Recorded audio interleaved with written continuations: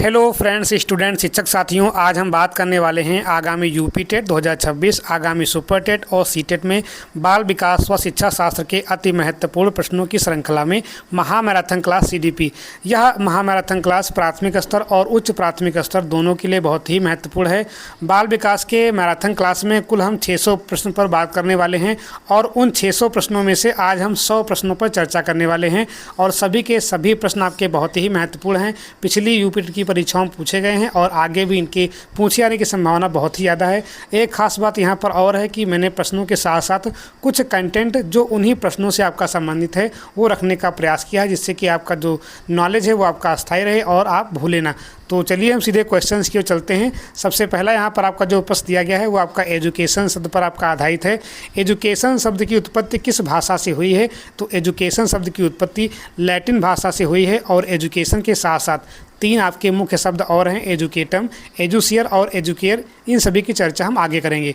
तो दूसरा प्रश्न देखते हैं। दूसरा प्रश्न आपको दिया गया है, एजुकेटम शब्द किन 2 शब्दों के योग से बना है? तो एजुकेटम शब्द 2 शब्दों ई प्लस ड्यूको से बना है, यानी कि ऑप्शन नंबर आपका सी बिल्कुल सही है, जहां पर ई का मतलब होता है अंदर से और ड्यूको का मतलब होता है बाहर आना, आगे बढ़ना, विकसित करना। ठीक है, ध्यान रखेंगे इसको। आगे हम बढ़ते हैं अगले प्रश्न पर।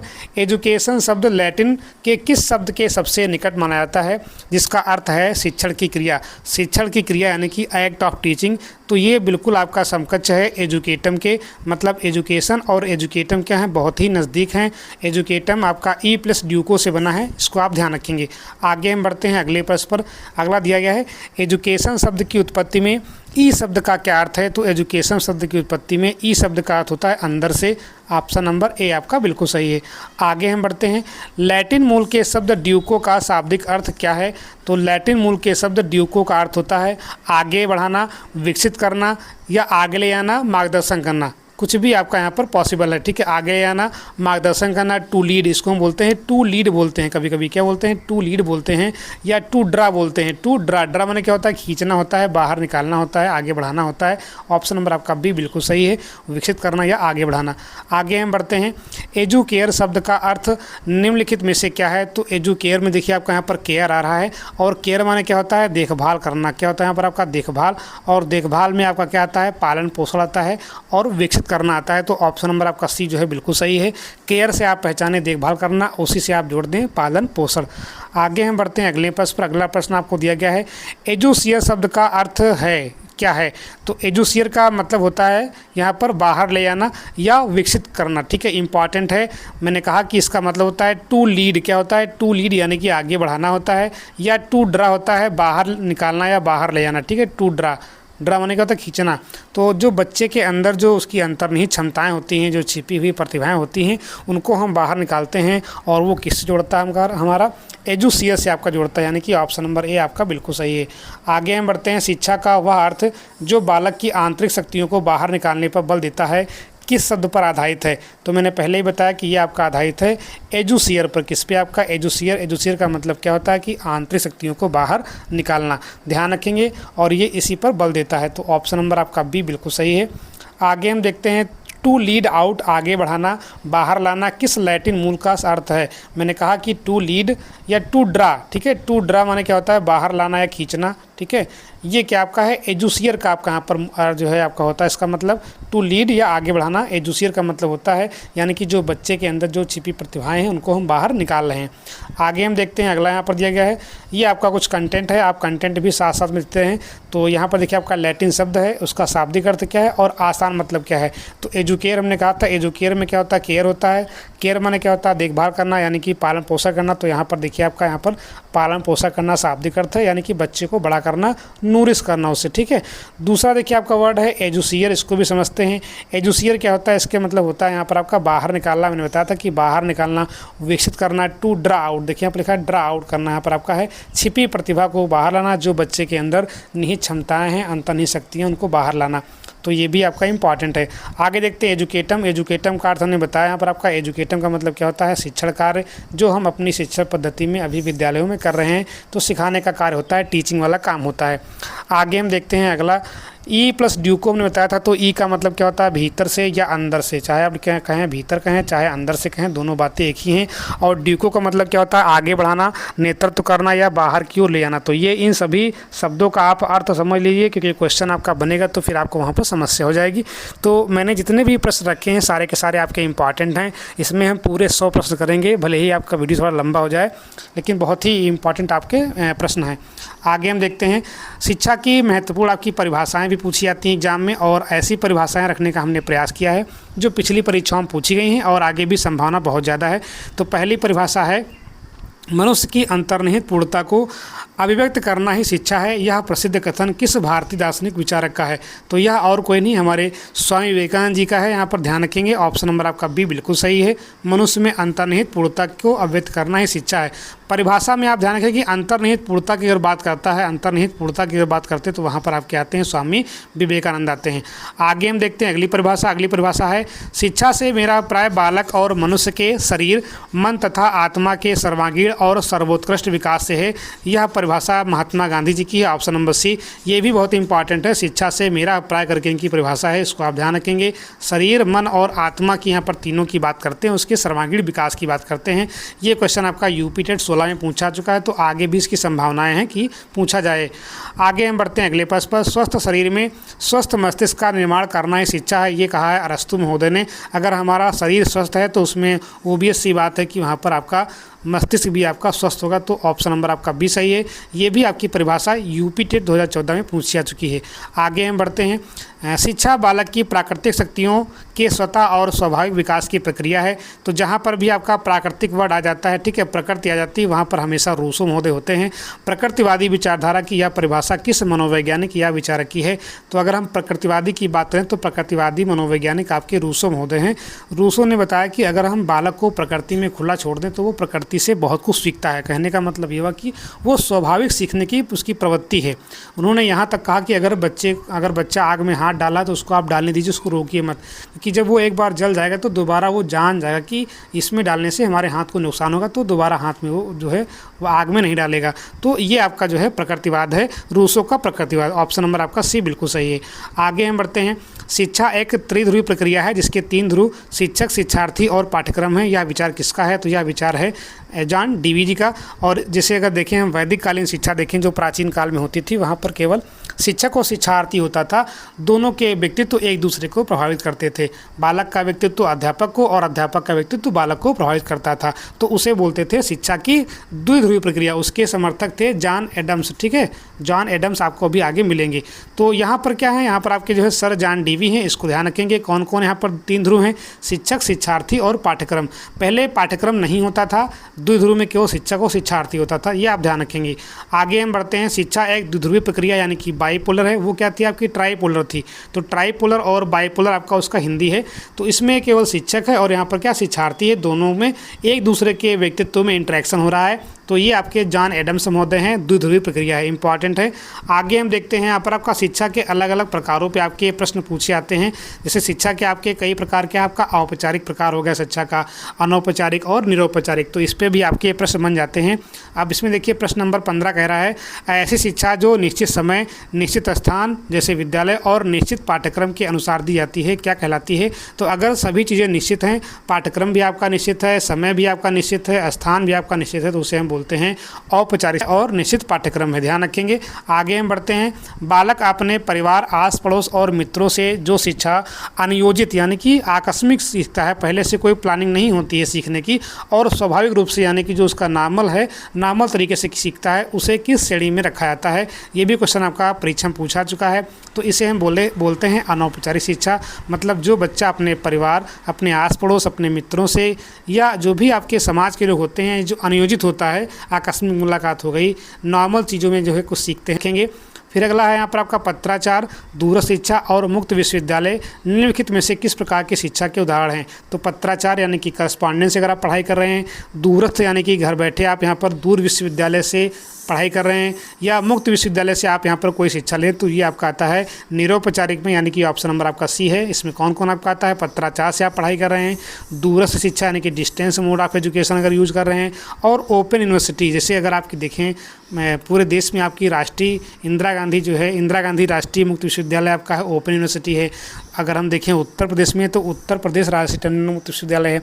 तो ये सारे के सारे विद्यालय क्या हैं कि कोर्स करवाते हैं, लेकिन यहाँ पर आपका कोई जो है बाध्यता नहीं कि आप जो है आकर के क्लास करें ही करें। तो ये आपके सब आते हैं किसमें? निरौपचारिक में। ध्यान रखेंगे। आगे हम बढ़ते हैं। अनौपचारिक शिक्षा की अवधि कितनी होती है? देखिए, अनौपचारिक शिक्षा क्या होती है कि यहाँ अपने घर, परिवार, मित्र, समाज, अपने अनुभव और समाज से सीखते हैं। तो यहाँ पर क्या होता है, इसकी कोई उम्र नहीं होती है, ये जन्म से लेकर के मृत्यु तक हम सीखते रहते हैं। तो ऑप्शन नंबर आपका सी बिल्कुल सही है। शिक्षा कौन सी आपकी? इनफॉर्मल यानी कि अनौपचारिक शिक्षा की हम बात कर रहे हैं। आगे हम देखते हैं, यहाँ पर अगला क्वेश्चन दिया गया है, निम्नलिखित में से कौन सा साधन औपचारिक शिक्षा का प्रतिनिधित्व करता है? मतलब यह हुआ कि औपचारिक शिक्षा की बात करता है। तो परिवार क्या आपका है? अनौपचारिक शिक्षा वाला है। राजकीय पुस्तकालय और अजायब घर, ये भी आपका अनौपचारिक है। नियमित विद्यालय, मतलब जहाँ पर उपस्थिति आपकी नियमित होती है। कहीं कहीं विश्वविद्यालय में 75% अटेंडेंस की अनिवार्यता है, तो महाविद्यालय, ये सब किस में आपके आते हैं? जो है औपचारिक में आते हैं। यहाँ पर आपका निश्चित पाठ्यक्रम होता है, निश्चित आपका समय होता है, निश्चित आपका स्थान होता है। जैसे नियमित विद्यालय और महाविद्यालय क्या होते हैं? इन्हीं का प्रतिनिधित्व करते हैं, किसका? औपचारिक शिक्षा का। आगे देखते हैं, औपचारिक शिक्षा का मुख्य केंद्र या अभिकरण किसे माना जाता है? तो औपचारिक शिक्षा का मुख्य केंद्र या अभिकरण हमारा परिवार या घर होता है, क्योंकि जो है हम परिवार से बहुत कुछ सीखते हैं। और अगर हम देखें तो यहाँ पर जो बच्चे की प्रथम पाठशाला होती है वो आपका घर या परिवार ही होता है, और प्रथम शिक्षिका उस बालक की माँ होती है। तो मुख्य आपका जो केंद्र होता है औपचारिक शिक्षा का, वो आपका परिवार या घर होता है। ऑप्शन नंबर आपका बी बिल्कुल आपका सही है।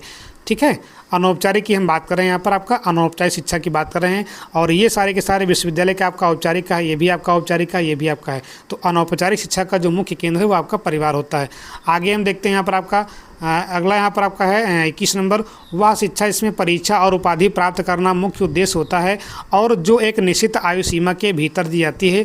मुख्य उद्देश्य क्या होता है? परीक्षा देना और उपाधि यानी कि डिग्री प्राप्त करना, लेकिन एक निश्चित आयु सीमा में होती है, तो उसे हम बोलते हैं औपचारिक शिक्षा। जैसे आपके नियमित विद्यालय, नियमित विश्वविद्यालय या नियमित महाविद्यालय करवाते हैं। तो ये ऑप्शन नंबर आपका ए बिल्कुल सही है। आयु सीमा का मतलब ये हुआ कि अगर बच्चा आपका 15 साल है तो उसका एडमिशन आप कक्षा 3 में नहीं कर सकते हैं, यही आपकी आयु सीमा है।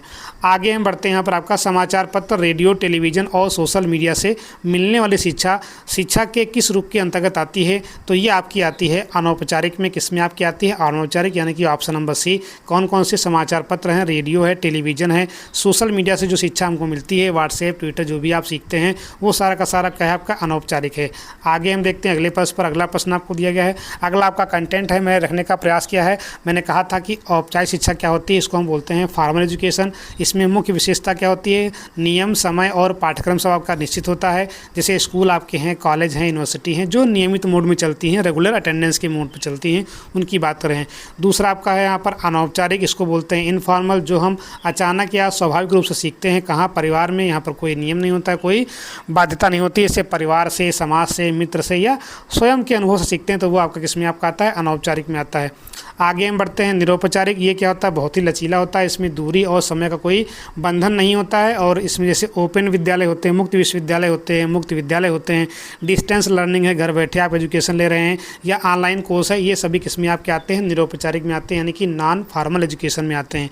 आगे हम बढ़ते हैं, मनोविज्ञान पर आधारित प्रश्न। अभी हमने क्या पढ़ा? एजुकेशन पढ़ा, और उसके बाद यहाँ पर जो है शिक्षा के प्रकार, मतलब शिक्षा पढ़ा और शिक्षा के प्रकार हमने देखा। अब हम बात करते हैं मनोविज्ञान की बात कर रहे हैं। तो मनोविज्ञान जो है यहाँ पर पहला क्वेश्चन दिया गया है, क्वेश्चन नंबर 23, साइकोलॉजी शब्द की उत्पत्ति किस भाषा के शब्द से हुई है? तो साइकोलॉजी शब्द की उत्पत्ति यूनानी यानी ग्रीक भाषा से हुई है। और अगर आपको ऑप्शन में ग्रीक भाषा ना मिले, यूनानी भाषा ना मिले, तो फिर आप लैटिन टिक कर सकते हैं, क्योंकि यूनानी और ग्रीक भाषा जो आपकी यही थी, ये आपकी लैटिन का हिस्सा थी। अगर ऑप्शन में आपका यूनानी या ग्रीक है तो आप यूनानी या ग्रीक ही लगाएंगे। आगे हम बढ़ते हैं अगले प्रश्न पर, साइकोलॉजी शब्द ग्रीक भाषा के किन दो शब्दों से मिलकर बना है? तो ये आपका बना है साइकी प्लस लोगस, यानी कि ऑप्शन नंबर आपका बी। साइकी का अर्थ होता है आत्मा, और लोगस का अर्थ क्या होता है? अध्ययन होता है। तो बना क्या? आत्मा का अध्ययन। साइकी मतलब हो गया क्या? आपका आत्मा, और लोगस मतलब क्या होता है? विज्ञान या अध्ययन। तो आत्मा का अध्ययन आपका बना। आगे हम बढ़ते हैं, साइकोलॉजी शब्द में प्रयुक्त ग्रीक शब्द साइकी का मूल शाब्दिक अर्थ क्या है? तो हमने बताया कि साइकी का मूल शब्द क्या होता है यहाँ पर आपका सोल यानी कि आत्मा, यानी कि ऑप्शन नंबर आपका सी आपका बिल्कुल सही है। साइकी का मतलब क्या होता है? आत्मा होता है। आगे हम बढ़ते हैं अगले प्रश्न पर। ग्रीक शब्द लोगस का अर्थ क्या होता है? तो ग्रीक शब्द लोगस का अर्थ होता है अध्ययन या विज्ञान। क्या होता है? अध्ययन या विज्ञान, यानी कि ऑप्शन नंबर आपका यहाँ पर जो ए है वो आपका बिल्कुल सही है। तो साइकी का मतलब हो गया आत्मा का और लोगस का मतलब हो गया अध्ययन या विज्ञान, तो आत्मा का अध्ययन। आगे हम बढ़ते हैं अगले प्रश्न पर। सर्वप्रथम साइकोलॉजी शब्द का प्रयोग 1590 में किसने अपनी पुस्तक साइकोलॉजिया में किया था? तो ये आपके थे रुडोल्फ गाइकिल जो थे, इन्होंने अपनी सबसे पहली पुस्तक 1590 में साइकोलॉजिया में जो है साइकोलॉजी वर्ड का प्रयोग किया था। ठीक है, ध्यान देंगे यहाँ पर। आगे हम बढ़ते हैं। आगे देखिए यहाँ पर आपका मनोविज्ञान शब्द की उत्पत्ति, तो वही बात है यहाँ पर आपका क्या है? साइकी से बना है और किससे बना है? यहाँ पर आपका लोगस से बना है। ठीक है, साइकी प्लस लोगस। और साइकी का मतलब क्या होता है यहाँ पर आपका? साइकी मतलब होता है आत्मा होता है, और लोगस का मतलब क्या होता है? अध्ययन। दोनों को मिलाएंगे तो क्या बना यहाँ पर आपका? आत्मा का अध्ययन, यानी कि साइकोलॉजी बनेगा। ठीक है, और यहाँ पर और ध्यान देंगे, यहाँ पर आपका ये आपको दिया गया, नीचे भी आप समझ सकते हैं यहाँ पर आपका जो है आत्मा का अध्ययन। आगे देखते हैं मनोविज्ञान के विकास का क्रम, इसकी हम बात कर लेते हैं। तो मनोविज्ञान के विकास के क्रम में सबसे पहला जो आपका आता है वहाँ पर आपका आता है आत्मा का विज्ञान। कहाँ आता है? यहाँ पर आपका आत्मा का विज्ञान आता है। तो ये आपका पहले नंबर पे होगा। और ये किसकी हम बात कर रहे हैं? 16वीं शताब्दी की बात कर रहे हैं। तो 16वीं में आत्मा का विज्ञान माना गया, और 17वीं में जैसे हमने प्रवेश किया वैसे जो है इसको हम जो है मन के विज्ञान के रूप में जानेंगे। तो 2 नंबर पे क्या आपका आएगा? मन का विज्ञान आएगा 17वीं शताब्दी में। उसके बाद हम प्रवेश करते हैं 19वीं में। तो 19वीं में क्या होता है? इसको हम बोलते हैं चेतना का विज्ञान। ठीक है, तो 3 नंबर पर क्या होगा आपका? चेतना विज्ञान, चेतना का विज्ञान। और 2000 मतलब 19 जो शताब्दी आपकी 20वीं थी, 20वीं से अब तक हम किस पे चल रहे हैं? व्यवहार का विज्ञान पे चल रहे हैं। तो चौथे नंबर पे ये, तो पहले पे आपकी आत्मा है, दूसरे पे आपका मन है, तीसरे पे आपका चेतना है, चौथे पे आपका व्यवहार है। यही जो है मनोविज्ञान के विकास का क्रम है।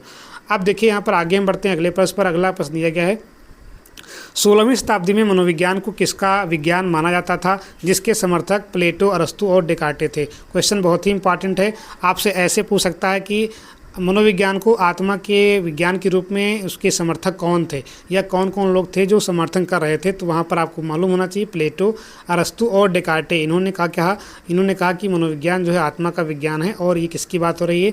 16वीं शताब्दी की बात हुई। लेकिन यहाँ पर हुआ क्या?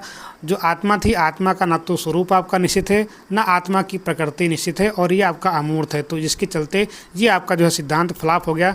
तो 16वीं शताब्दी में ऑप्शन नंबर आपका यहाँ पर बी है, आत्मा का विज्ञान माना गया था। किसने माना था? प्लेटो, अरस्तु और डेकार्टे ने। आगे हम बढ़ते हैं 30 नंबर। 17वीं शताब्दी में इटली के दार्शनिक पोम्पोनोजी ने मनोविज्ञान को किसका विज्ञान माना है? तो जो है पोम्पोनोजी ने मनोविज्ञान को मन या मस्तिष्क का विज्ञान माना है। यहाँ पर आप देखेंगे, यहाँ पर मन या मस्तिष्क का विज्ञान। ध्यान रखेंगे कब की बात हो रही है?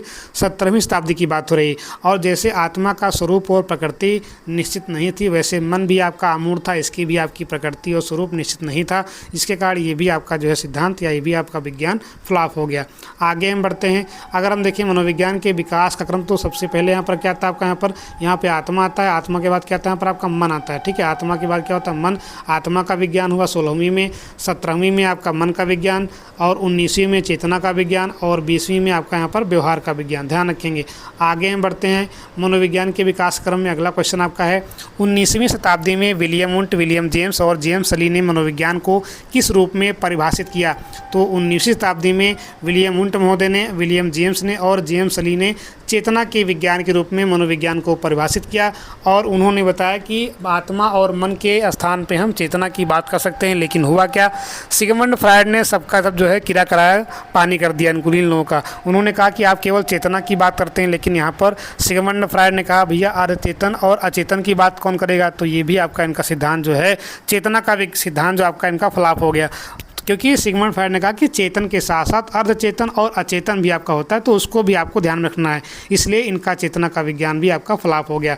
लेकिन अगर पूछे आपसे कि कौन समर्थक थे, तो आप ध्यान रखेंगे विलियम वुंट, विलियम जेम्स और जेम्स ली। तो आपसे ऐसे पूछा कि निम्न में से कौन चेतना के विज्ञान के समर्थक नहीं है, निम्न में से कौन आत्मा के विज्ञान के समर्थक नहीं है, निम्न में से कौन मन के विज्ञान के समर्थक हैं या समर्थक नहीं है। तो क्वेश्चन आपको ऐसे मिलेगा। तो साथ साथ में सबको याद करते चलिए, समझते चलिए। अगला अगला देखिए, 20वीं शताब्दी की शुरुआत से लेकर आज तक मनोविज्ञान को मुख्य रूप से किसका विज्ञान स्वीकार किया जाता है? तो अब तक जो है व्यवहार का विज्ञान स्वीकार किया जाता है। ये आपका कब से चला रहा है? 20वीं सदी से चला रहा है और अब तक आपका यही फॉलो हो रहा है। तो यहाँ पर आपका ऑप्शन नंबर आपका जो बी है ये आपका बिल्कुल सही है, 20वीं। तो 16वीं में आपका आत्मा, 17वीं में आपका मन का विज्ञान, 19वीं में आपका चेतना का विज्ञान और 20वीं में आपका व्यवहार का विज्ञान।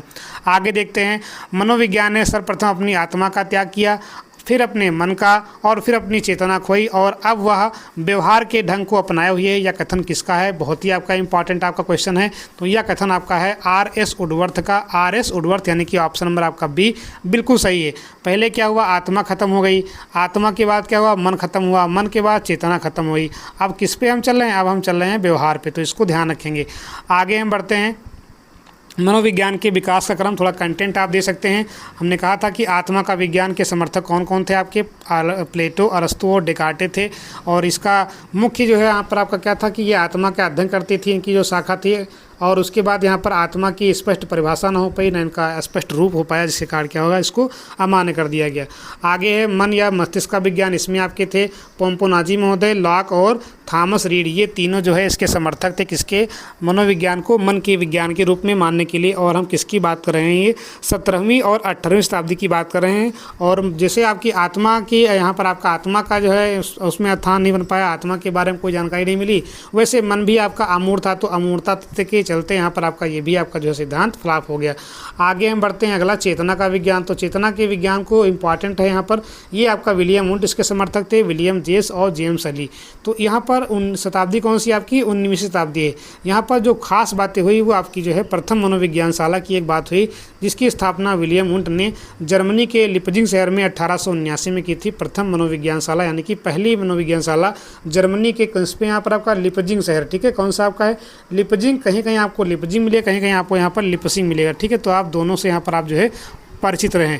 तो सन कौन सा आपका यहाँ पर आपका 1879, इसको आप यहाँ पर ध्यान रखेंगे। आगे हम बढ़ते हैं, यहाँ पर आपका व्यवहार का विज्ञान। अगर हम बात कर लें व्यवहार के विज्ञान की, तो ये किसकी हम बात कर रहे हैं? 20वीं शताब्दी की बात कर रहे हैं और अब तक आपका वही चल रहा है। इसके समर्थक कौन कौन थे? J.B. वाटसन महोदय, B.F. स्किनर महोदय, वुडवर्थ महोदय और थॉर्नडाइक महोदय। ये सभी जो है व्यवहार के विज्ञान के समर्थक थे। और व्यवहारवाद का जनक किसे हम कहते हैं? ये हमारे वाटसन महोदय हैं, व्यवहारवाद के जनक कहे जाते हैं। इसको आप यहाँ पर ध्यान रखेंगे। और जैसे पहले हम आत्मा, मन और चेतना को ना देख पाते थे, ना उसका हम प्रत्यक्षीकरण कर पाते थे, तो अब ये व्यवहार है। तो व्यवहार को हम जो है देख भी सकते हैं, उसको माप भी सकते हैं और उसका अवलोकन कर सकते हैं, उसको हम समझ सकते हैं।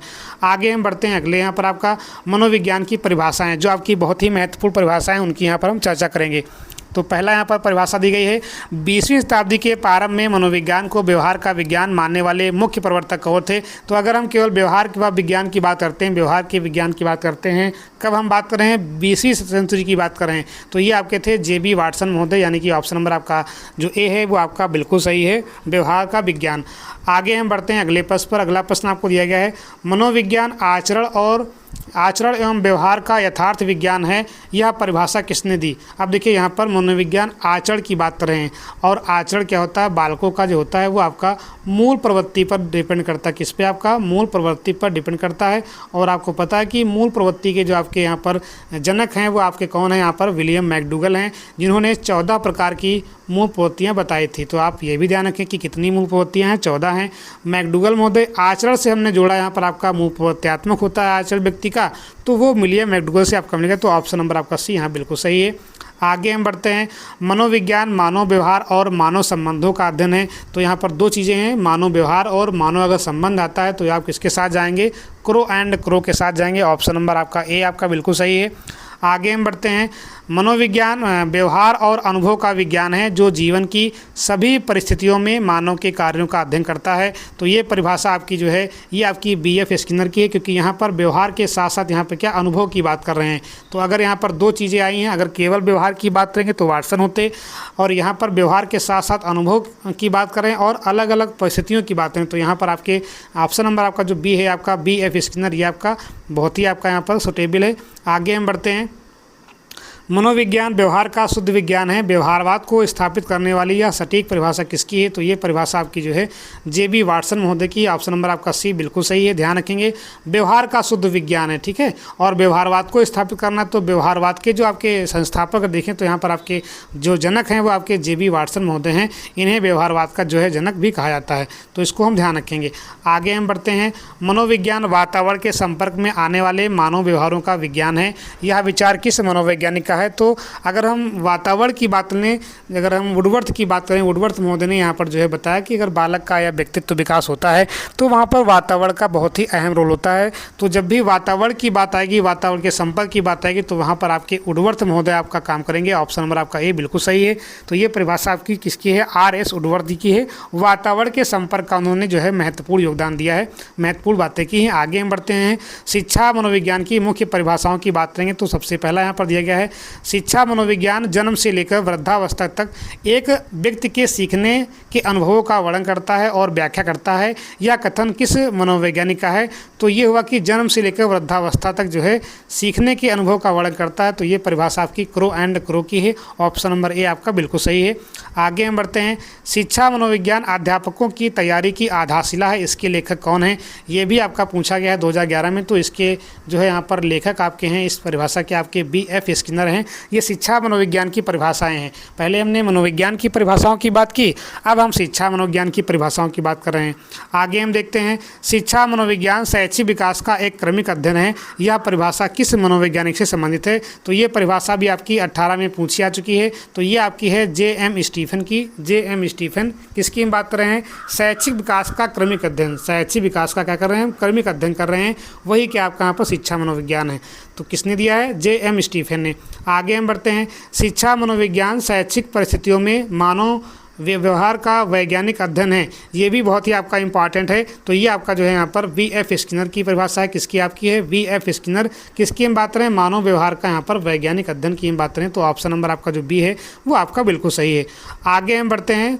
मनोवैज्ञानिक और जो आपके मनोविज्ञान से जो आपकी संबंधित महत्वपूर्ण पुस्तकें हैं उनके बारे में बात करेंगे, क्योंकि कभी कभी आपसे पुस्तकें भी पूछ लेता है, तो ये भी आपको जानना आवश्यक है।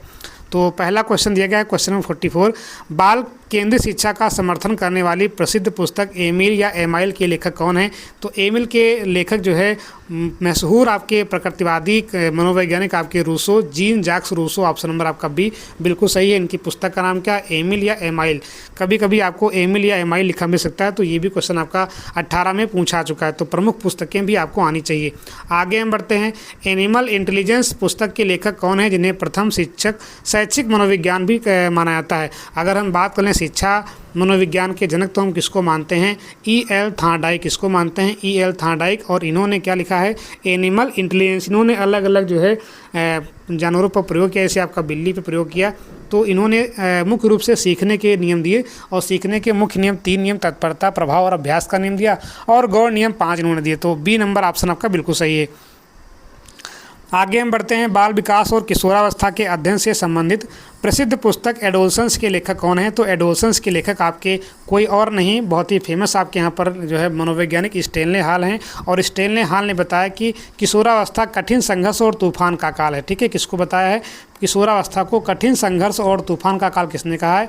ये स्टेनले हॉल ने कहा है। ये भी आप यहाँ पर ध्यान रखेंगे। तो ऑप्शन नंबर आपका जो ए है वो आपका बिल्कुल सही है। आगे हम बढ़ते हैं अगले प्रश्न पर। द बिहेवियर ऑफ ऑर्गेनिज्म नामक पुस्तक किस मनोवैज्ञानिक द्वारा लिखी गई है, जिन्होंने क्रिया प्रसूत अनुबंधन का सिद्धांत दिया है? तो ये पुस्तक आपकी द बिहेवियर ऑफ ऑर्गेनिज्म किसने लिखा है यहाँ पर आपका? ये आपका लिखा है B.F. स्किनर ने। ऑप्शन नंबर आपका बी बिल्कुल सही है। और स्किनर महोदय ने कौन सा सिद्धांत दिया है? क्रिया प्रसूत अनुबंधन सिद्धांत। और इन्होंने प्रयोग किस पे किए थे? आपके चूहे पर किए थे। तो ये भी आप ध्यान रखेंगे कि स्किनर का प्रयोग किस पे रहा है? चूहे पे रहा। और क्रिया प्रसूत अनुबंधन सिद्धांत किसने दिया है? B.F. स्किनर ने दिया है। ये भी आप यहाँ पर ध्यान रखेंगे। आगे हम बढ़ते हैं अगले क्वेश्चन पर। The language and thought of the child पुस्तक के लेखक कौन है, जिन्होंने संज्ञानात्मक विकास का सिद्धांत दिया? तो संज्ञानात्मक विकास के सिद्धांत में आपके 2 लोग बहुत फेमस हैं, जीन पियाजे और ब्रूनर। ठीक है, तो लेकिन यहाँ पर आपका संज्ञानात्मक विकास की बात किया है तो यहाँ पर आपके जो है फेमस आपके जो मनोवैज्ञानिक हैं वो आपके जीन पियाजे हैं। जीन पियाजे ने खुद के बच्चों पर प्रयोग करके ये पुस्तक आपकी लिखी, the language and thought of the child. Option number आपका सी यहाँ पर आपका बिल्कुल सही है। अब इसमें जीन पियाजे ने 4 प्रकार की अवस्थाएं बांटी हैं। संवेदी गमक अवस्था 0 से 2 वर्ष, फिर पूर्व संक्रियात्मक संक्रियात्मक आपका 2 से 7 वर्ष, फिर आपका मूल संक्रियात्मक 7 से 11 वर्ष, उसके बाद 11 के बाद और आपका अनौपचारिक संक्रियावस्था, ये आप यहाँ पर ध्यान रखेंगे। आगे हम बढ़ते हैं।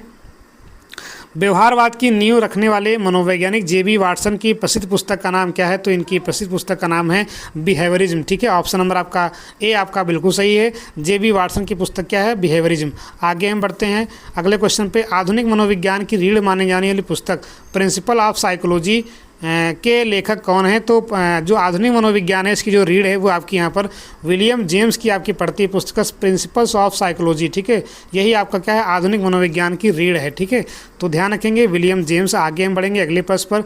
अगला प्रश्न दिया गया था कंडीशंस ऑफ लर्निंग पुस्तक के लेखक कौन है जिन्होंने अधिगम के 8 सोपान दिए हैं, पदानुक्रम बताए हैं?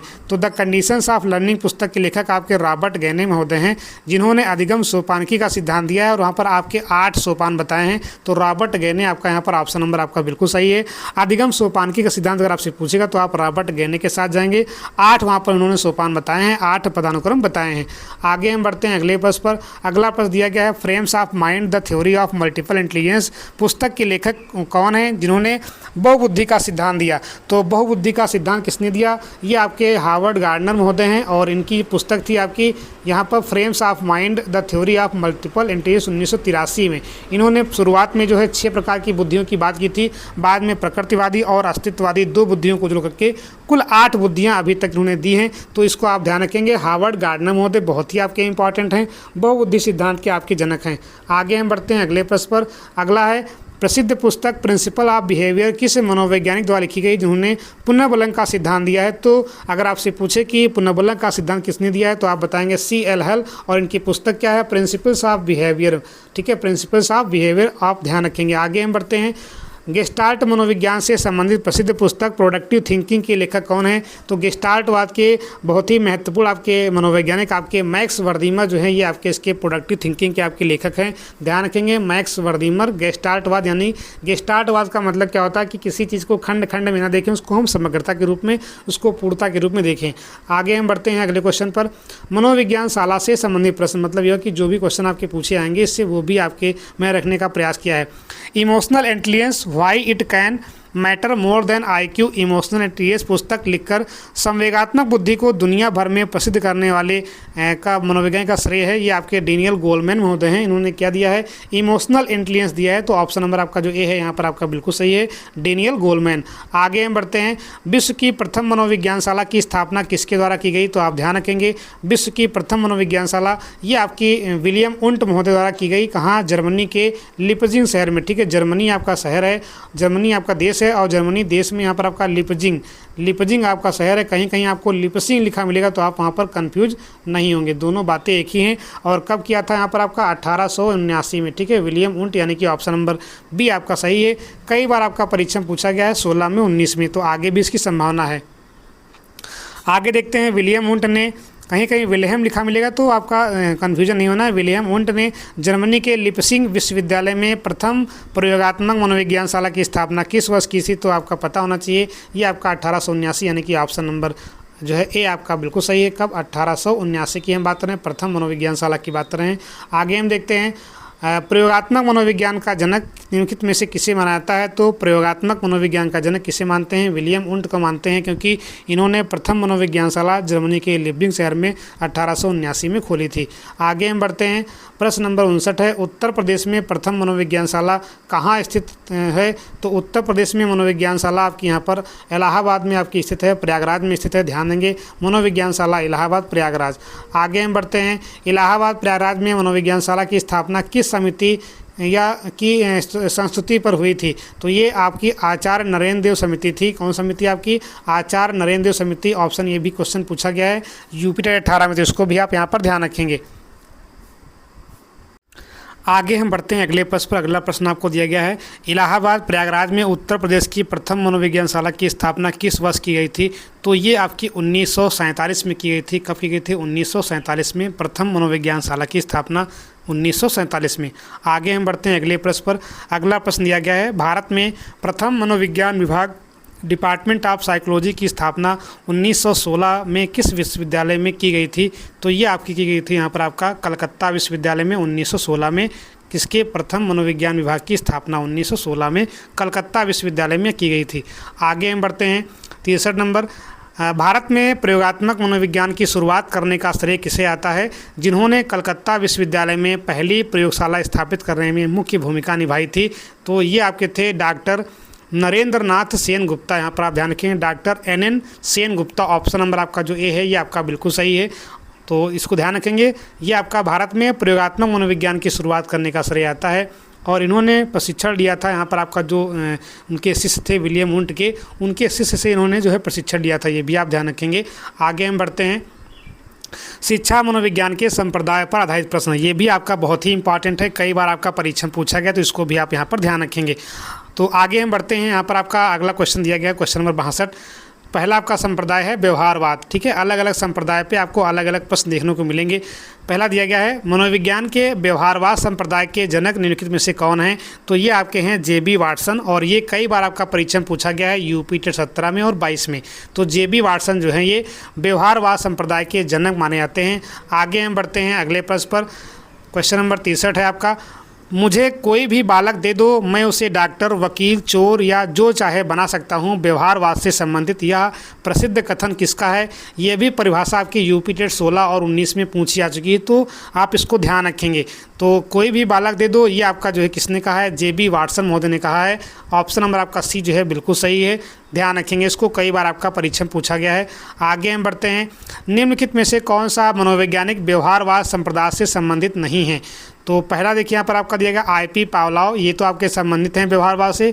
BF स्किनर भी आपके जो है व्यवहारवाद संबंधित हैं। CL हल भी आपके व्यवहारवाद के समर्थक हैं। लेकिन मैक्स वर्दाइमर जो हैं ये आपके जो है गेस्टाल्टवादी हैं, यही आपके जो है ये व्यवहारवाद से संबंधित नहीं है। तो ऑप्शन नंबर आपका डी जो है बिल्कुल सही है, ये आपके मैक्स वर्दाइमर हैं, ये गेस्टाल्टवादी हैं, ध्यान रखेंगे। आगे हम बढ़ते हैं। शिक्षा मनोविज्ञान के संप्रदाय पर और प्रश्न देखना यहाँ पर आपका है। गेस्टाल्टवाद संप्रदाय दूसरा आपका है। गेस्टाल्ट मनोविज्ञान की आधारशिला या स्थापना किसने रखी? देखिए गेस्टाल्टवाद होता क्या है कि किसी चीज़ को हम खंड खंड में न समझें न पढ़ें, हम समग्रता के रूप में देखें, मतलब संपूर्णता की बात करें, समग्रता की बात करें, एकता की बात करें, तो उसे हम बोलते हैं गेस्टाल्टवाद बोलते हैं। और इसकी स्थापना या आधारशिला किसने रखी थी? ये आपके थे मैक्स वर्दाइमर महोदय ने। ठीक है, ये आप ध्यान रखेंगे, गेस्टाल्टवाद के संस्थापक के रूप में जाने जाते हैं, आधारशिला के रूप में। आगे हम बढ़ते हैं। अगला प्रश्न देखिए यहाँ पर आपका, अंतर्दृष्टि या सूझ का सिद्धांत देने वाले कोहलर, और ये आपका जो है अंतर्दृष्टि और सूझ का सिद्धांत ये वनमानुष सुल्तान नाम था उस पर किया गया था, और किसने किया था? कोहलर ने। कोहलर कोफका और वादिमा मनोविज्ञान के किस संप्रदाय से जुड़े हैं? तो ये आपके गेस्टाल्टवाद संप्रदाय जुड़े हुए हैं। गेस्टाल्टवाद का मतलब क्या होता है कि समग्रता के रूप में पढ़ना, समग्रता के रूप में समझना, उसे हम किसी चीज़ को खंड खंड में ना पढ़ें, समग्रता के रूप में देखें। गेस्टाल्ट का मतलब होता है होल, समग्र। तो कोहलर, कोफका और वर्दीमर, ठीक है, ये आपके जो है किससे आपके हैं? ये आपके गेस्टाल्टवादी हैं, इसको आप ध्यान रखेंगे। आगे हम बढ़ते हैं अगले प्रश्न पर। अगला प्रश्न दिया गया है, जर्मन शब्द गेस्टाल्ट का सही शाब्दिक अर्थ क्या है जिस पर इस संप्रदाय का पूरा सिद्धांत आधारित है? तो इसका मतलब होता है समग्र रूप में या पूर्णाकार रूप में, एज ए होल। मतलब हम किसी चीज़ को जो है यहाँ पर देखें तो उसको हम संपूर्णता में देखें, अलग अलग हिस्सों में ना देखें, यही गेस्टाल्टवाद का सिद्धांत है। तो गेस्टाल्ट का अर्थ क्या है? समग्र रूप से या पूर्णाकार, अर्थात किसी वस्तु या अनुभव को उसके संपूर्ण रूप में देखना, ना उसे खंड खंड में। और गेस्टाल्ट सिद्धांत का प्रमुख सिद्धांत क्या है? समग्रता ही क्या है? वास्तविकता है। ये भी आप यहाँ पर ध्यान रखेंगे। आगे हम बढ़ते हैं। और अगला संप्रदाय आपका है, वही आपका गेस्टाल्ट है। कोहलर ने अपने प्रसिद्ध अधिगम के प्रयोग जिसे सुल्तान नाम के चिंपांजी पर किए थे, वह सिद्धांत किस संप्रदाय के अंतर्गत आता है? ये भी आपका बहुत इंपॉर्टेंट है। तो सुल्तान नाम का चिंपांजी था, चिंपांजी पर प्रयोग किसने किया? कोहलर ने किया। इसको क्या बोलते हैं? अंतर्दृष्टि एवं सूझ का सिद्धांत बोलते हैं।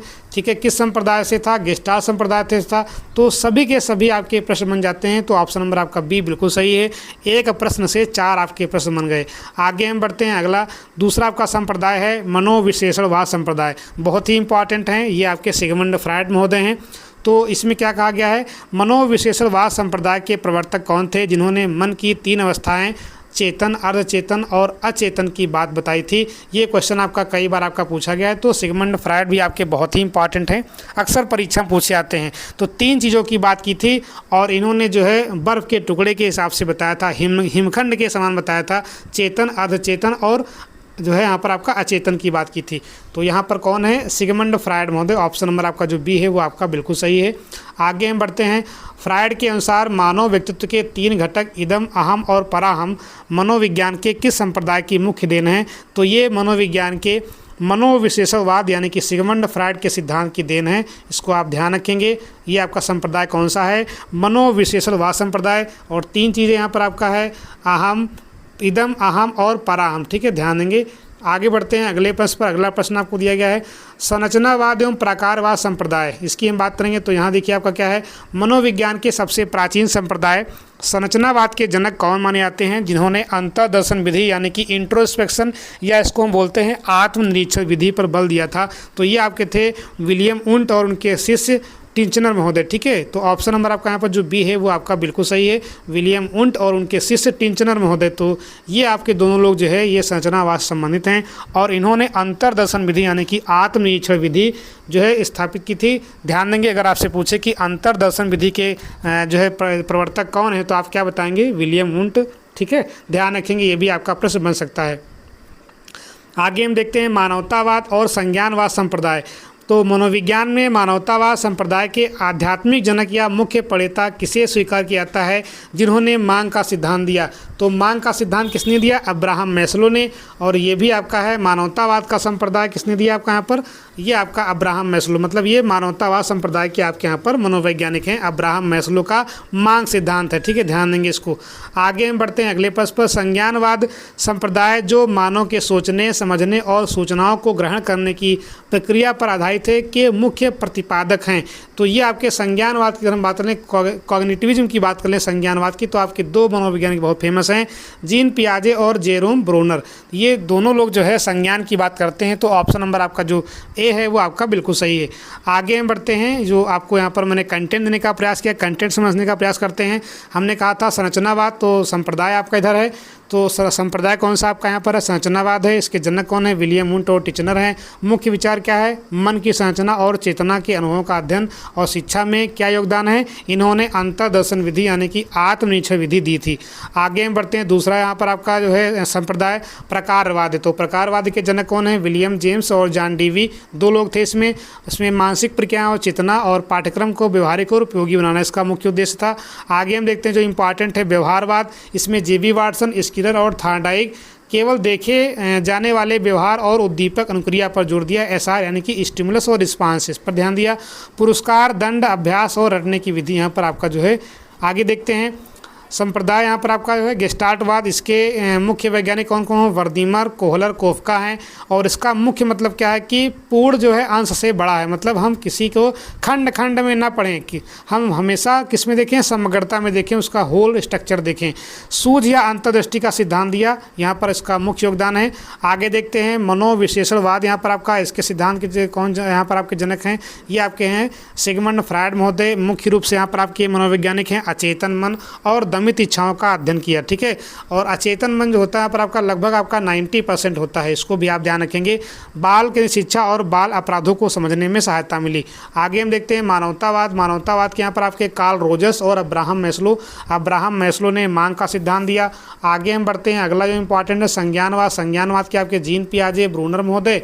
और इसमें जो है इन्होंने बुद्धि, सोचना, समझना और ज्ञान का निर्माण और बच्चे की उम्र के अनुसार पाठ्यक्रम का निर्माण होना चाहिए। अलग अलग जो है जैसे क्लासिफाई किया है, संवेदीगामक अवस्था, मूल संक्रियात्मक, तो किसने किया है, जो है जीन पियाजे ने किया है। आगे हम बढ़ते हैं, शिक्षा मनोविज्ञान की बात लेते हैं। अंतिम आपका चरण है शिक्षा मनोविज्ञान की प्रकृति निम्नलिखित में से किस प्रकार की मानी जाती है। तो शिक्षा मनोविज्ञान की प्रकृति कैसी मानी जाती है, वैज्ञानिक मानी जाती है।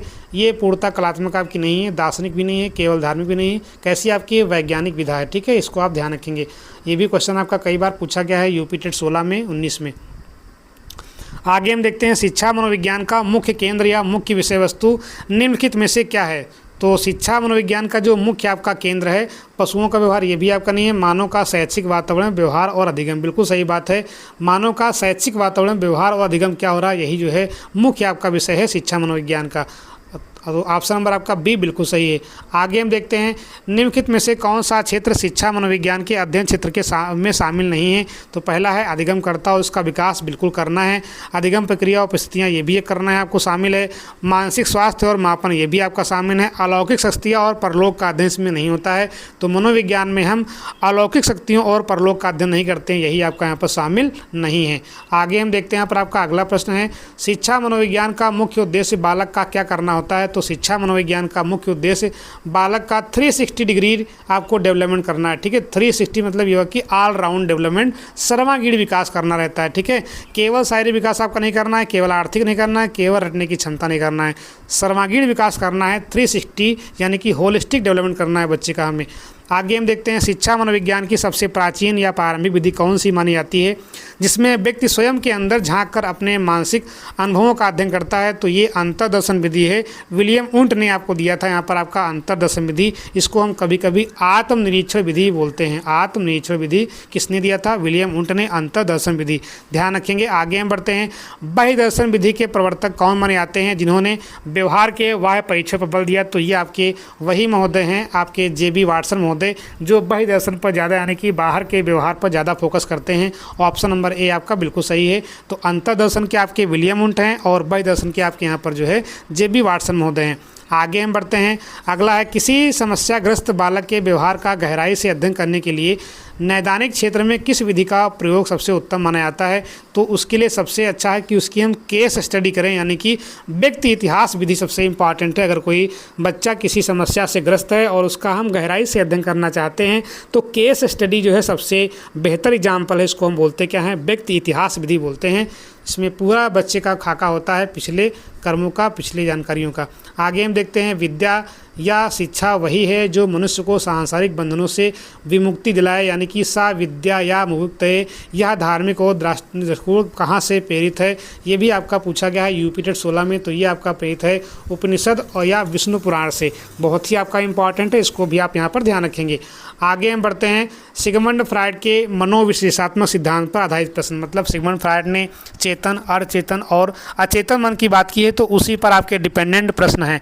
पहला देखिए आपका प्रश्न क्या दिया गया है। सिगमंड फ्रायड के अनुसार मानव मन की वह अवस्था जिसमें व्यक्ति की दमित इच्छाएं, बहुत ही क्वेश्चन आपका इंपॉर्टेंट है, आपसे पेपर में पूछ सकता है, जिसमें व्यक्ति की दमित इच्छाएं, कटु अनुभूतियाँ और अनैतिक विचार छिपे रहते हैं। मतलब ये हुआ कि वो आपके छिपे रहते हैं जो है व्यक्ति के जो है मस्तिष्क में, उस अवस्था में दमित इच्छाएं होती हैं जो दबा दी जाती हैं, दबी रहती हैं, जो मन का लगभग 90%, मतलब अगर 10 हिस्से हैं तो 10 में से 9 हिस्सा जो है क्या होता है यहाँ पर आपका अचेतन मन ही होता है। क्या होता है यहाँ पर आपका अचेतन मन। तो आप इसको ध्यान रखेंगे, ये 90% की बात हो रही है किसकी? यहाँ पर अनकॉन्शियस माइंड की बात हो रही है, जिसमें आपकी दमित इच्छाएं होती हैं, जो पार्श्विक प्रवृत्तियाँ भी उसके अंदर हो सकती हैं, अनैतिक विचार आपके छिपे रहते हैं कि हम ये तुरंत तत्काल कर लें, लेकिन वो कर नहीं पाते हैं जो है सोसाइटी के डर से, समाज की नैतिकता के डर से। तो ऑप्शन नंबर आपका सी यहाँ पर बिल्कुल सही है। ये 90% आपका भाग होता है, कौन सा? अचेतन मन। ध्यान रखेंगे। आगे हम बढ़ते हैं अगले प्रश्न पर। फ्रायड ने मानव की तुलना समुद्र में तैरते हुए मानव मन की तुलना समुद्र में तैरते हुए हिमखंड किससे की है? मतलब जो मानव का मन है उसकी तुलना किससे की है? समुद्र में तैरते हुए आइसबर्ग हिमखंड से की है। उनके अनुसार हिमखंड का जो भाग पानी के ऊपर दिखाई देता है लगभग 10% या 1/10, वह मन की किस अवस्था को दर्शाता है? तो वह मन की चेतन अवस्था को दर्शाता है। कौन सी यहाँ पर आपकी चेतन अवस्था? 1/10 भाग आपको होता है पानी के ऊपर दिखाई देने वाला भाग, जो आपको दिखाई देता है वही आपका चेतन मन होता है। और अर्धचेतन जो होता है बिल्कुल उसके ठीक, जैसे अगर ये देखें तो ये आपका जो है चेतन वाला एरिया है, और ये कौन सा आपका है यहाँ पर आपका अर्धचेतन वाला एरिया है। और बाकी जो बच्चा यहाँ पर आपका ये क्या होता है आपका यहाँ पर पूरा का पूरा आपका अनकॉन्शियस माइंड है, यानी कि अर्धचेतन। तो 90% भाग आपका लगभग यहाँ पर क्या होता है आपका अचेतन मन का होता है।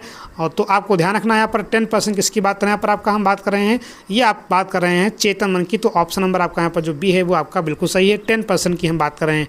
आगे हम देखते हैं यदि याद की गई बातों को अचानक भूल जाना, बोलते बोलते जुबान फिसल जाना या लिखते समय गलतियां होना, फ्रायड के अनुसार यह मन की किस अवस्था के कारण होता है? तो यह मन की किस अवस्था के कारण, यानी कि अर्धचेतन मन के कारण होता है। अर्धचेतन मन यानी कि ऑप्शन नंबर आपका बी जो है आपका बिल्कुल सही है, बहुत इंपॉर्टेंट है, ये आपका 18 में पूछा गया है। और अर्धचेतन मन क्या होता है? ये आपका दोनों के बीच की अवस्था है। ठीक है, तो अगर हम यहाँ पर कुछ भूल जा रहे हैं याद की गई बातों को, तो वहाँ पर क्या हुआ कि हमारा जो सबकॉन्शियस माइंड है वो आपका एक्टिव नहीं नहीं होता है, लेकिन जब हम दबाव डालते हैं, ज़्यादा दबाव डालते हैं तो फिर वहाँ पर चीज़ें सही हो जाती हैं। आगे हम बढ़ते हैं अगले प्रश्न पर। अगला प्रश्न दिया गया है, सिगमंड फ्रायड ने अचेतन मन का अध्ययन करने के लिए मुख्य रूप से किस वैज्ञानिक विधि का प्रतिपादन किया है? तो इन्होंने प्रतिपादित किया है मुक्त साहचर्य एवं स्वप्न विश्लेषण विधि। कौन सी यहाँ पर आपकी? मुक्त साहचर्य एवं स्वप्न विश्लेषण विधि। फ्रायड का मानना था कि अचेतन मन तक पहुँचने के लिए व्यक्ति को स्वतंत्र रूप से अपने मन की बातें बतानी चाहिए और स्वप्नों का विश्लेषण करना चाहिए। तो ये दो विधियाँ इंपॉर्टेंट हैं, मुक्त साहचर्य और स्वप्न विश्लेषण विधि। आगे हम बढ़ते हैं अगले प्रश्न पर। अगला प्रश्न आपका दिया गया है, व्यक्तित्व का वह भाग जो पूरी तरह से अचेतन मन से संचालित होता है, सुखवादी सिद्धांत पर काम करता है और तात्कालिक इच्छाओं की पूर्ति चाहता है। मतलब ये हुआ कि जैसा हम चाहते हैं तत्काल पूरा हो जाए। तो ये हमारा इदम है। इदम जो होता है वो आपका सुखवादी सिद्धांत पे काम करता है। कौन? इदम। ठीक है, और तात्कालिक इच्छाओं की जो है पूर्ति करता है। और जो हमारा पराहम होता है ये आपका नैतिकता और आदर्श की बातें करता है। और जो अहम होता है ये आपका बैलेंसिंग करता है, ये आपका व्यवहारिक भाग होता है। ये जो वास्तविक भाग होता है वो आपका क्या है, यहाँ पर आपका ईगो है, यानी कि अहम है। और ये बैलेंस करता है किसमें? नैतिकता में। और यहाँ पर आपका जो है जो सुखवादी आपका सिद्धांत है, तो अहम जो है वो आपका बैलेंसिंग एक्ट करता है, संतुलन का काम करता है किसमें? इदम और पराहम में। तो यहाँ सुखवादी कौन आपका है? सिद्धांत आपका इदम है। ठीक है, मतलब ये हुआ कि यहाँ पर तात्कालिक इच्छाओं की पूर्ति है कि जैसे हम सोचते हैं बिल्कुल तत्काल वही हो जाए। आगे हम बढ़ते हैं अगले यहाँ पर आपका प्रश्न पर। अगला प्रश्न आपको दिया गया है 87 नंबर।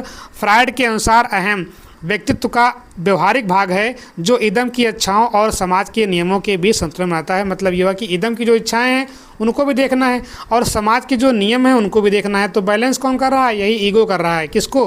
पराहम को और जो है इदम को। इदम कहता है कि नहीं हमारी इच्छाएं तत्काल पूर्ण हो, लेकिन नैतिक कहता है यहाँ पर आपका नहीं, नैतिकता का फॉलो करो। लेकिन अहम जो होता है इन दोनों को जो है यहाँ पर आपका बैलेंस करता रहता है। तो ध्यान रखेंगे। तो यहाँ पर आपका जो अहम है वो आपका वास्तविकता के सिद्धांत पर काम करता है, रियलिटी यानी कि व्यवहार, रियलिटी यानी कि व्यवहार पर काम करता है। तो वास्तविकता के सिद्धांत पर कौन काम करता है? अहम काम करता है। ठीक है, तो तीनों की बात करना है। पराहम देखते हैं, व्यक्तित्व का वह तत्व जो पूरी तरह से नैतिक, सामाजिक और आदर्शवादी मूल्यों से संचालित होता है, जिसे मानव की अंतरात्मा या नैतिक कमांडर कहते हैं। इंपॉर्टेंट बहुत है। अगर हम कहें नैतिक कमांडर कौन है तो हमारा पराहम होता है, या अगर हम पूछे कि यहाँ पर मानव की अंतरात्मा तो वो भी आपका यहाँ पर क्या होता है? पराहम होता है। ठीक है, नैतिक मूल्य में क्या? ईमानदारी, सत्य है, करुणा, जिम्मेदारी, आदर्श है, सामाजिक मूल्य है, शिष्टाचार, मर्यादा, कर्तव्य, अनुशासन, ये सब कुछ जो है पराहम के अंतर्गत आता है। लेकिन इसको बैलेंस कौन करता है? इसको बैलेंस अहम करता है। जो इदम है, इदम और जो आपका पराहम है, इसके बेस बैलेंसिंग में कौन काम करता है? अहम काम करता है। तो इस संदर्भ में आपका अंतरात्मा क्या यहाँ पर आपका पराअहम है। ध्यान रखेंगे, ऑप्शन नंबर आपका सी बिल्कुल सही है। आगे देखते हैं, सिगमंड फ्रायड ने मानवीय ऊर्जा या अंतर्निहित कामुक ऊर्जा को जो मानसिक क्रियाकलापों को गति देती है क्या नाम दिया है? उसको नाम दिया है लिबिडो। क्या नाम दिया है? लिबिडो। और लिबिडो क्या होता है? यह मानवीय ऊर्जा या अंतर्निहित कामुक ऊर्जा जो होती है जो मानसिक क्रियाओं को गति देती है। इंपॉर्टेंट है बहुत, लिबिडो आपसे पूछा सकता है। अब देखिए शिक्षा मनोविज्ञान की विधियों यहाँ पर है, वीडियो नहीं, यहाँ पर आपका विधियों होगा। ठीक है, यहाँ पर धा होगा विधियों। तो शिक्षा मनोविज्ञान की विधियों पर आपके कुछ इंपॉर्टेंट क्वेश्चन है, देखने का प्रयास करते हैं। पहला प्रश्न आपको दिया गया है, व्यक्तित्व मापन की प्रासंगिक अंतर्बोध परीक्षण TAT कौन सी विधि है? तो ये आपकी प्रक्षेपी विधि है। और TAT का जो पूरा नाम होता है वो आपका होता है T for thematic, A for apperception test. तो इसको हम बोलते हैं हिंदी में प्रासंगिक अंतर्बोध परीक्षण बोलते हैं। ठीक है, देखिए यहाँ पर लिखा हुआ है प्रासंगिक अंतर्बोध परीक्षण। इंग्लिश में क्या होता है? इंग्लिश में भी आपका ऑप्शन हो सकता है थीमेटिक अपरसेप्शन टेस्ट। और ये आपका 1900 यहाँ पर आपका 36 में मुरे एवं मार्गन ने दिया था। आप इसको यहाँ पर समझेंगे। इसमें कुल आपके जो है 31 आपके कार्ड होते हैं, ध्यान रखेंगे इसको। ठीक है, प्रासंगिक अंतर्बोध परीक्षण 1936 में मुरे एवं मार्गन ने दिया था। बहुत इंपॉर्टेंट क्वेश्चन है। आगे देखते हैं, मनोविज्ञान की सबसे प्राचीन विधि कौन सी मानी जाती है? तो मनोविज्ञान की सबसे प्राचीन विधि अंतर्दर्शन विधि यानी कि आत्मनिरीक्षण विधि है। और ये किसने दिया था? विलियम उंट महोदय ने जो है इसका सबसे पहले जो है इसका खोज किया था, अंतर्दर्शन विधि यानी कि आत्मनिरीक्षण विधि। बहुत ही इंपॉर्टेंट है। इंट्रो एक्सप्रेशन विधि कई बार आपका परीक्षा में पूछा गया है, यूपीटेट 16 में आपका पूछा चुका है। आगे हम देखते हैं, रोसा स्याही धब्बा परीक्षण का प्रयोग किसके मापन हेतु किया जाता है? तो रोसा स्याही धब्बा परीक्षण का प्रयोग व्यक्तित्व के मापन में करते हैं और ये व्यक्तित्व मापन की एक प्रक्षेपी विधि है। प्रक्षेपी विधि में क्या होता है कि जो हमारा अचेतन मन में जो जानकारियाँ होती हैं उनको बाहर निकालने का प्रयास किया जाता है, तो किसी न किसी माध्यम से उनको हम निकालने का प्रयास करते हैं।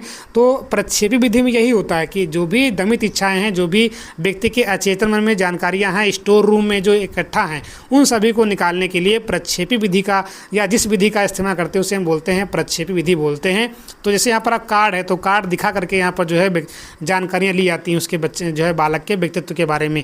तो इम्पॉर्टेंट है, बहुत ही आपका ध्यान रखेंगे। इसको बोलते हैं रोसा स्याही धब्बा परीक्षण। व्यक्तित्व का मापन यूपी टेट 18 में और 22 में आपका पूछा चुका है, तो अति महत्वपूर्ण है। आगे देखते हैं समाजमिति विधि के प्रतिपादक कौन है? तो समाजमिति में विधि के प्रतिपादक आपके हैं JL मोरेनो हैं, बहुत ही आपका इंपॉर्टेंट है। ये भी आपका यूपी टेट 14 और 21 में पूछा चुका है, तो सोशियोमेट्री आपका इंपॉर्टेंट है। आगे हम देखते हैं बाल अंतर्बोध परीक्षण यानी कि चाइल्ड अपरसेप्शन टेस्ट, इसका पूरा नाम क्या होता है? चाइल्ड अपरसेप्शन टेस्ट यहाँ पर। और इसका जो है इसका जो खोज यहाँ पर जो इसको डेवलप किया था वो आपका 1948 में लियोपोल्ड बेलाक, ठीक है, लियोपोल्ड बेलाक इनका नाम था। क्या नाम था? लियोपोल्ड बेलाक, लियोपोल्ड बेलाक, ध्यान रखेंगे, लियोपोल्ड बेलाक 1948। तो टैट आपका यानी कि थैमेटिक अपरसेप्शन टेस्ट 1936 में मुरियो मॉर्गन ने और लियोपोल्ड बेलाक ने 1948 में किया था, इसको आप यहाँ पर ध्यान रखेंगे। तो ऑप्शन नंबर आपका जो बी है ये आपका बिल्कुल सही है, इन्होंने इसका निर्माण किया था। आगे हम देखते हैं निम्नलिखित में से कौन सी व्यक्तित्व मापन की वस्तुनिष्ठ विधि है? ध्यान रखेंगे, इसको बहुत ही इंपॉर्टेंट है, वस्तुनिष्ठ विधि की हम बात कर रहे हैं यहाँ पर। तो निरीक्षण विधि यहाँ पर जो आपकी है वो आपकी वस्तुनिष्ठ विधि है। कौन सी विधि यहाँ पर आपकी? निरीक्षण विधि, इसको आप ध्यान रखेंगे। यहाँ पर आपका कौन सी विधि आपकी है? निरीक्षण विधि है, इसको आप यहाँ पर ध्यान रखेंगे। कौन सी विधि? निरीक्षण विधि। कैसी आपकी? वस्तुनिष्ठ है। आगे हम बढ़ते हैं अगले प्रश्न पर। अगला प्रश्न आपको दिया गया है अधूरे वाक्यों को पूरा करना किस प्रकार की विधि के अंतर्गत आता है? मतलब सेंटेंस कॉम्प्लीशन जो आपका टेस्ट है ये किसके अंतर्गत आता है? तो आप देखेंगे आपका ये आपका प्रक्षेपी में आपका आता है। किस में आपका आता है? प्रक्षेपी में।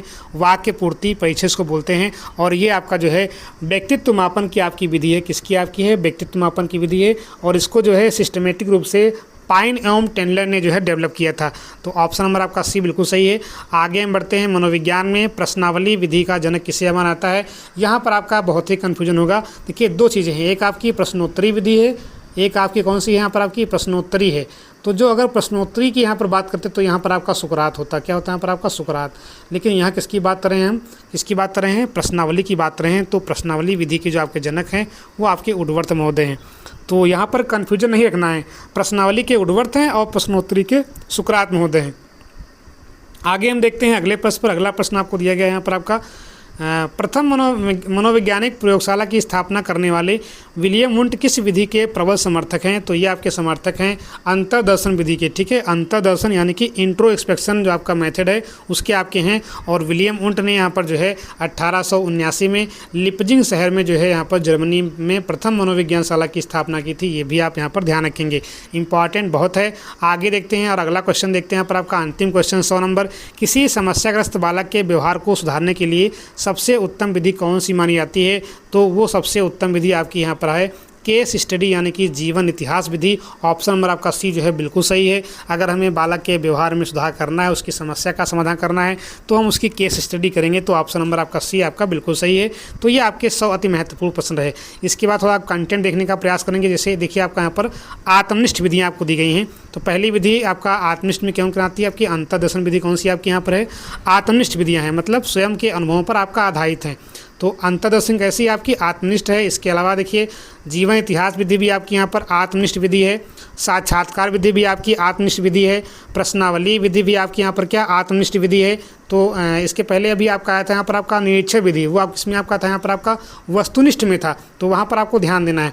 आगे हम बढ़ते हैं वस्तुनिष्ठ में क्या आता है यहाँ पर आपका बहिर्दर्शन या निरीक्षण आपका आता है किसमें? ऑब्जेक्टिव मेथड है यानी कि वस्तुनिष्ठ विधि है। प्रयोगात्मक आपकी विधि ये भी आपका उसी में आपकी आती है। और इसके बाद समाजमिति विधि भी उसी में आपकी आती है। विकासात्मक विधि भी आपकी उसी में आती है। तुलनात्मक भी आपकी उसी में आती है, ठीक है। ये सब किस में आपकी आती हैं? ये सब आपकी आती हैं यहाँ पर आपका जो है वस्तुनिष्ठ में आपकी आती हैं, ठीक है, ध्यान रखेंगे। आगे हम देखते हैं प्रक्षेपी में क्या आपका तरफ आता है? आपका रोसा स्याही धब्बा परीक्षण आपका जो है ये आपका प्रक्षेपी में है। अचेतन मन के रहस्यों को जानने के लिए यहाँ पर आपका प्रक्षेपी विधि का इस्तेमाल किया जाता है। ध्यान दीजिए यहाँ पर अचेतन मन में जो दमित इच्छाएँ हैं, जो जमी जानकारियाँ हैं, जो स्टोर रूम है उसको जानकारियों को निकालने के लिए जो यहाँ पर जो है प्रक्षेपी विधि का प्रयोग किया था, प्रोजेक्टर का प्रयोग किया था, प्रोजेक्टर विधि का, ठीक है, या प्रोजेक्ट विधि का। आगे हम बढ़ते हैं। प्रासंगिक अंतर्बोध परीक्षण, ये भी आपका जो है प्रक्षेपी है। बाढ़ अंतर्बोध परीक्षण, ये भी आपका जो है प्रक्षेपी है। टैट की स्थापना या खोज किसने की थी, या जो आपका टेस्ट था किसने विकास किया था, मरियो मॉर्गन ने 1936 में। और CAT आपका लियोपोल्ड बेलक ने किया था। और वाक्य कंप्लीशन टेस्ट आपका है, ये आपका पाइन एवं टेंडलर, किसने किया था, पाइन एवं टेंडलर ने, ध्यान देंगे इसको। और शब्द साहचर्य यहाँ पर आपका फ्रांसिस गाल्टन महोदय हैं, ये भी याद रखें। खेल एवं नाटक विधि, ठीक है, ये सब कैसी आपकी विधियाँ हैं, प्रक्षेपी विधियाँ हैं, तो आप इसको ध्यान रखेंगे। तो ये आपके महत्वपूर्ण आपके 100 प्रश्न रहे। और हमने क्या किया कि इन सभी प्रश्नों के साथ साथ आपको कंटेंट भी देने का प्रयास किया है, जो कंटेंट आपका बहुत ही महत्वपूर्ण है। अगर आप जो है ये पूरा कंटेंट आप इकट्ठा करके लिख लेते हैं तो आप यकीन मानिए कि जितने हमने प्रश्न करवाए हैं इसमें से आपको 4 से 5 प्रश्न देखने को मिलेंगे आपकी परीक्षा में। तो अगर आपको वीडियो पसंद आया हो तो वीडियो को लाइक करें, कमेंट करें, और अगर YouTube चैनल पे नए हैं तो चैनल को सब्सक्राइब करें। अपने शिक्षक साथियों तक, अपने दोस्तों तक, अपने मित्र मंडली तक इस वीडियो को ज़रूर शेयर करें, जिससे कि वो लोग भी इन सेशंस का लाभ उठा सकें। और अगर आप पूरे वीडियो देखना चाहते हैं तो आप जो है चैनल की प्लेलिस्ट में जाएंगे तो वहाँ पर आपको सभी विषयों की video, mathematics, Hindi, English, Sanskrit, सभी के सभी वीडियो आपको मिल जाएंगे। तो मिलते हैं अगले वीडियो में, तब तक के लिए धन्यवाद। Thanks for watching again.